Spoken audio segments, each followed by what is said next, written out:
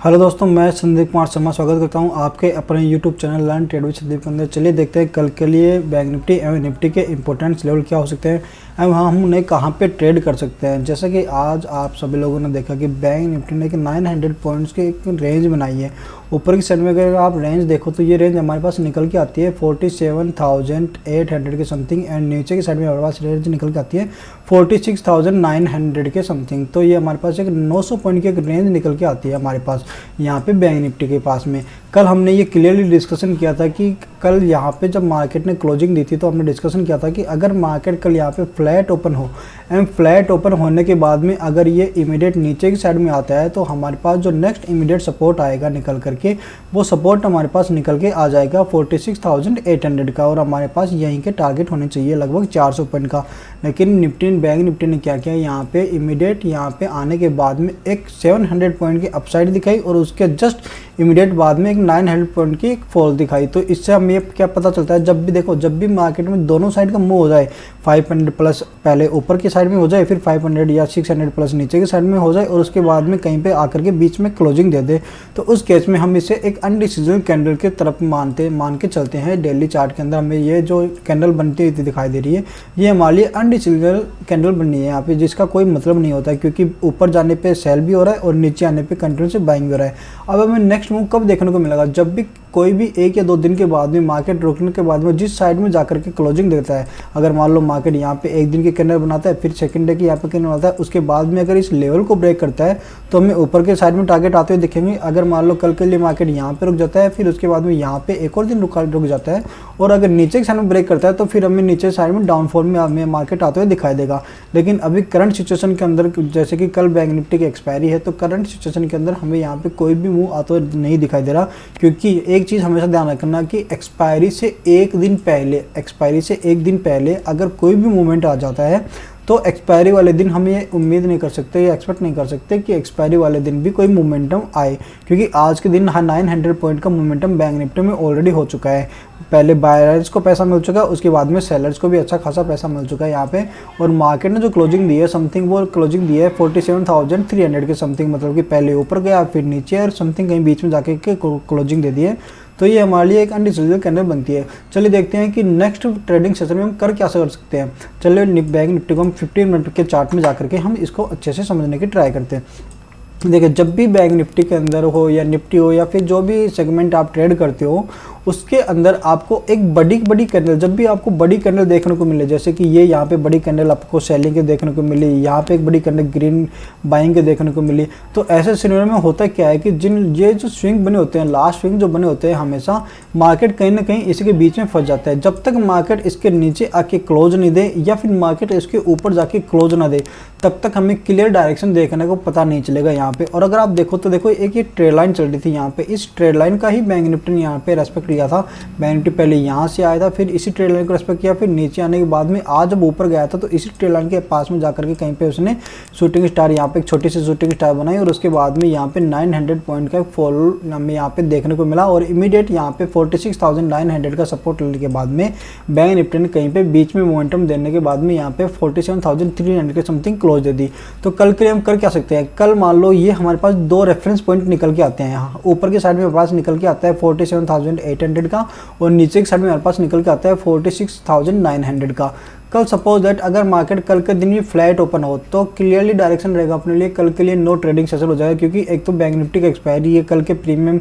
जल्दी ज़्यादा गल जाएंगे। बैंक निफ्टी के कल के दिन एक्सपायरी भी होने वाली है, परसों निफ्टी की एक्सपायरी होने वाली है। आज जिन लोगों ने यहाँ पे शॉर्ट किया है और जिन लोगों ने यहाँ से बाय किया है, अगर कल के दिन मार्केट यहाँ पे ओपन होता है तो ज़्यादा मोमेंटम हमें देखने को नहीं मिलेगा। क्यों नहीं मिलेगा, क्योंकि सपोज दैट अगर मार्केट यहाँ से निकलता है, यहाँ से निकलते मार्केट को ऑलमोस्ट 400 पॉइंट्स की यहाँ पे रैली कर चुका होगा ऑलरेडी, तो यहाँ पे जाने के बाद में मार्केट यहाँ पे ज़्यादा दम दिखाएगा नहीं और यहाँ जाने के बाद में थोड़ा साइडवेज होकर नीचे की साइड में आ जाएगा। अगर सपोज दैट फ्लैट खोलने के बाद में अगर मार्केट नीचे की साइड में आता है तो ये भी हमारे पास यहाँ पे 300 से 400 पॉइंट की रेंज आती है। अगर मार्केट यहाँ आता है तो जिन लोगों ने यहाँ पे बाय किया होगा वो अचानक से यहाँ पे आने के बाद में फिर से बाय करने की ट्राई करेंगे और मार्केट कहीं ना कहीं बीच में फंस के रह जाएगा।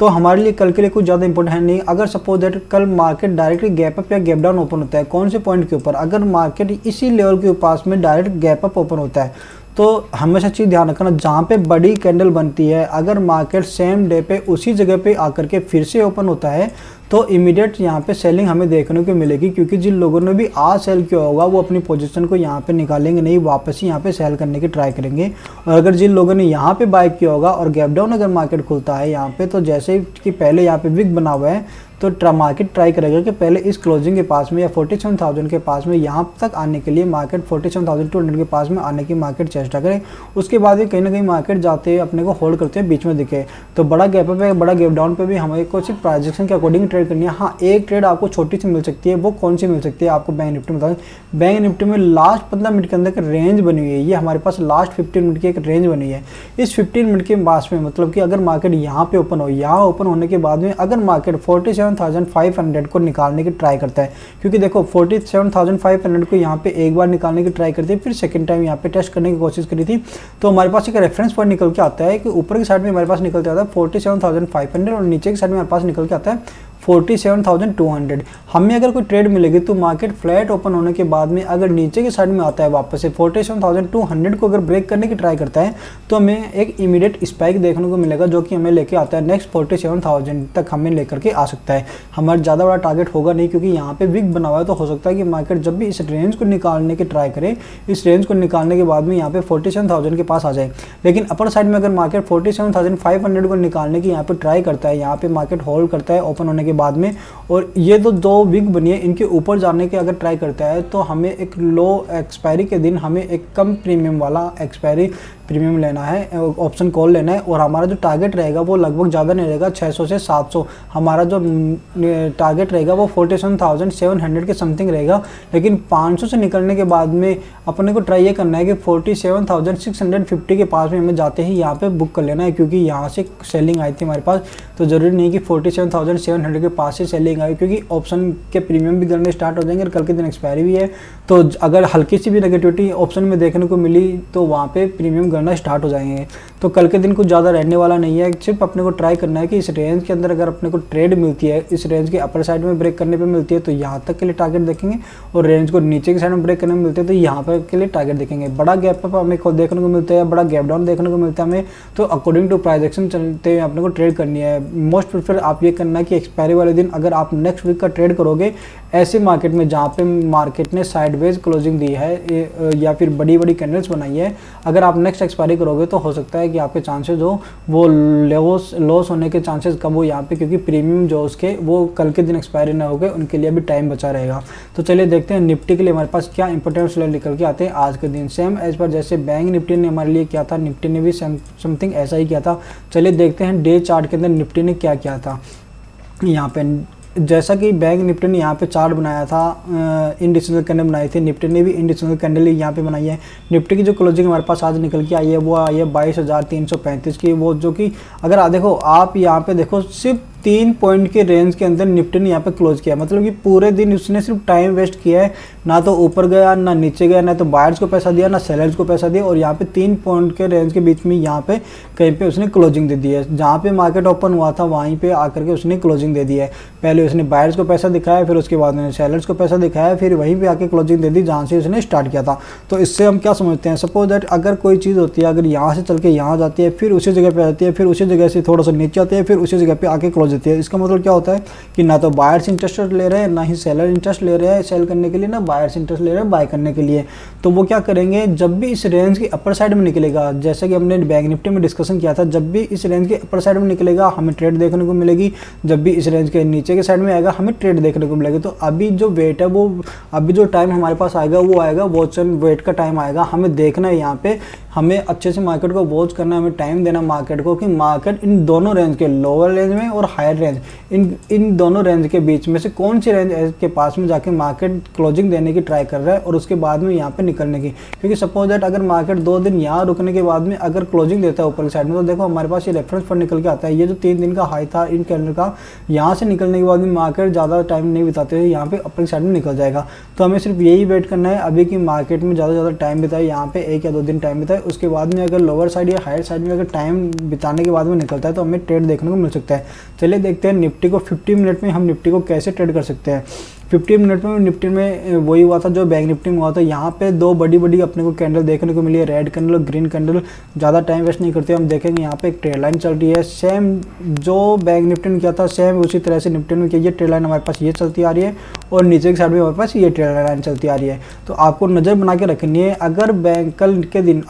के दिन निफ्टी अगर इस रेंज के बीच में फंसता है, कहीं पे रेंज के फंसने के बाद में अगर इस ट्रेड लाइन को ब्रेक करने की ट्राई करता है, तो हमें देखो ये तो बड़ी सेलिंग आई थी हमारे पास यहाँ पे। तो हमें जो ट्रेड लेनी है वो इस रेंज के बीच में ही लेनी है, हमें इस रेंज के निकलने के बाद में ट्रेड लेनी है। यहाँ पे जैसे ही निफ्टी निकलने की ट्राई करेगा, हमारा पहला टारगेट हो जाएगा 22,440 का, क्योंकि निफ्टी ने इसी जगह से देखो इसी जगह से सेलिंग पहले आने की ट्राई करी थी। फिर जैसे आज मार्केट यहाँ पे गया, इसी जगह से वापस आया था और आज 22,400 के समथिंग यहाँ पे उसने होल्ड किया है। तो जब भी मार्केट इस रेंज को निकलेगा 50 पॉइंट का अपसाइड हमें ऊपरी साइड में देखने को मिल जाएगा और इस रेंज के ब्रेकडाउन के साइड में हमें यहाँ पे नीचे की साइड में देखने को मिल जाएगा। निफ्टी के अंदर जो रेफरेंस पॉइंट निकल के आ रहा है, निफ्टी में एक ट्रेड लाइन हमें चलती दिखाई दे रही है यहाँ पे और नीचे की साइड में ये एक रेंज बनती हुई दिखाई दे रही है। तो हमें ट्राई ये करना है कि कल के दिन मार्केट अगर साइडवेज हो जाता है, यहाँ पे कल के दिन अगर मार्केट टोटली साइडवेज हो जाता है और यहाँ पे कभी क्लोजिंग दे देते हैं, तो हमारे पास निफ्टी की जो चाल चल के आएगी वो इस हिसाब से हमारे पास एक पैटर्न बनता हुआ दिखेगा। उसके बाद में जब निफ्टी की एक्सपायरी आएगी, अगर गलती से निफ्टी 22,400 22,440 के ऊपर निकलने की ट्राई करता है, तो फिर हमें उसके निफ्टी के और हाई लगते हुए दिखेंगे, जो कि हमें लेके आते हैं 22,520 से 22,550 तक के। क्योंकि निफ्टी में ये जो रेफरेंस पॉइंट है, जब तक इसके एसएल नहीं कटेंगे यहाँ पे, जब तक इसके एसएल नहीं कटेंगे तब तक हमें ये पॉइंट देखने को नहीं मिलेगा। तो ट्राई करेंगे हम पहले निफ्टी की ये एसएल कटे, यहाँ पे कटने के बाद में अगर निफ्टी यहाँ पे टाइम बिताता है, टाइम बिताने के बाद में अगर इस रेफरेंस पॉइंट को निकालने की ट्राई करता है, तो हमारे पास जो नेक्स्ट इमीडिएट टारगेट निकल के आएंगे वो आएंगे 22,500 के। सेम इस पर नीचे की साइड में हमें कुछ ज़्यादा टारगेट देखने को मिल नहीं रहा है, क्योंकि नीचे की साइड में जो हमारे पास रेफरेंस निकलते आता है वो आता है 22,240 का। तो 22,320 से अगर आप सेल भी करोगे तो नीचे एक वीक बनाई हुई है, हो सकता है कि निफ्टी यहाँ पे फ्लैट ओपन होने के बाद में नीचे के साइड में आए और इस वीक को वापस से रिटेस्ट कर ले। लेकिन जैसा कि परसों निफ्टी की एक्सपायरी है, कल बैंक निफ्टी की एक्सपायरी है, तो पुट और कॉल के प्रीमियम दोनों ही ज़्यादा गिरने की ट्राई करेंगे यहाँ पे, क्योंकि मोमेंटम तभी होगा जब एसएल कटेंगे। बायर्स को पैसा जब भी मिलेगा जब सेलर्स के एसएल कटेंगे, और सेलर्स के एसएल कहाँ पे है, सेलर्स के एसएल जो है वो यहाँ पे है और बायर के एसएल यहाँ पे है। तो जब तक कि इसके नीचे नहीं आएगा मार्केट, हमें ज़्यादा मोमेंटम तेज़ी से देखने को नहीं मिलेगा, और जब तक इसके ऊपर नहीं निकलेगा हमें अपर साइड में बाइंग के साइड में ज़्यादा मोमेंटम देखने को नहीं मिलेगा। हमें यहाँ पे छोटे छोटे स्कैल्पिंग के ट्रेड तो मिल जाएंगे, लेकिन जो मोमेंटम हमें चाहिए, जैसे कि आज यहाँ से ये गिरा था, तो जैसा कि मोमेंटम उस समय हुआ था, उस समय का मोमेंटम हमें अब नेक्स्ट 1 या 2 दिन के लिए हो सकता है, माइट भी पॉसिबल नहीं देखने को मिले। और वैसे तो चांसेस वेरी हाई कि मार्केट में कुछ भी हो सकता है। मार्केट कल के दिन बड़ा गैप डाउन ओपन कर दे या बड़ा गैप ओपन कर दे, उसके बाद में इस रेंज को कल के दिन ही निकाल दे, लेकिन चांसेस ये 10 में से सिर्फ 2 बार ही हो सकता है। तो हमें प्रोबेबिलिटी के हिसाब से काम करना है। तो ये था हमारे निफ्टी के इंपॉर्टेंस लेवल। अगर आपको ये वीडियो अच्छी लगी तो वीडियो को लाइक, सब्सक्राइब एंड कमेंट जरूर कर दीजिएगा। जय हिंद, जय भारत।